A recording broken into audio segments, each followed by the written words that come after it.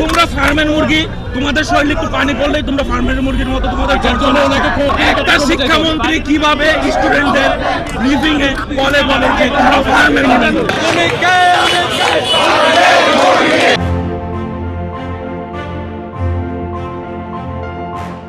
টানা বৃষ্টি আর জলাবদ্ধতার কারণে এইচএসসি পরীক্ষা ঘিরে উদ্বেগে থাকা শিক্ষার্থীদের উদ্দেশ্যে আশ্বাস দিয়েছেন শিক্ষা ও প্রাথমিক ও গণশিক্ষা মন্ত্রী এহসানুল হক মিলন।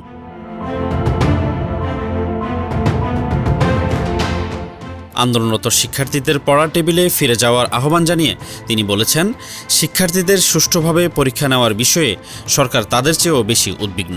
যেসব কেন্দ্রে ভুল ত্রুটি বা বাস্তব সমস্যার কারণে পরীক্ষা ব্যাহত হয়েছে, সেখানে প্রয়োজন হলে পুনরায় পরীক্ষা নেওয়ার ব্যবস্থা করা হবে।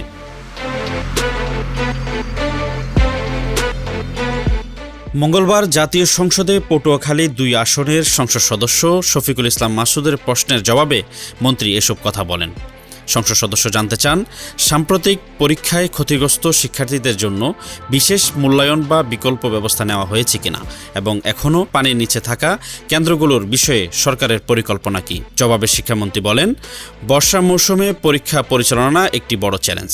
এই কারণে সরকার সার্বক্ষণিক পরিস্থিতি পর্যবেক্ষণ করছে। যেসব কেন্দ্রে পানি উঠেছে সেখানে দ্রুত কেন্দ্র পরিবর্তনের দায়িত্ব স্থানীয় প্রশাসনকে দেওয়া হয়েছে।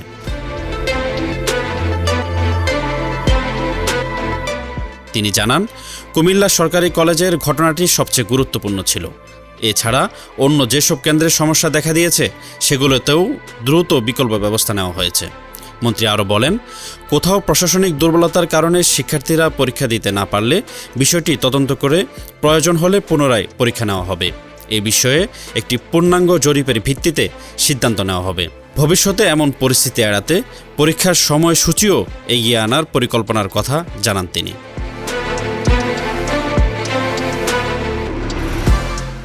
সরকারের লক্ষ্য ২০২৭ সাল থেকে ধাপে ধাপে এসএসসি পরীক্ষা আরও আগে আয়োজন করা। ইতিমধ্যে এবছরও পরীক্ষা ১ মাস এগিয়ে আনা হয়েছে।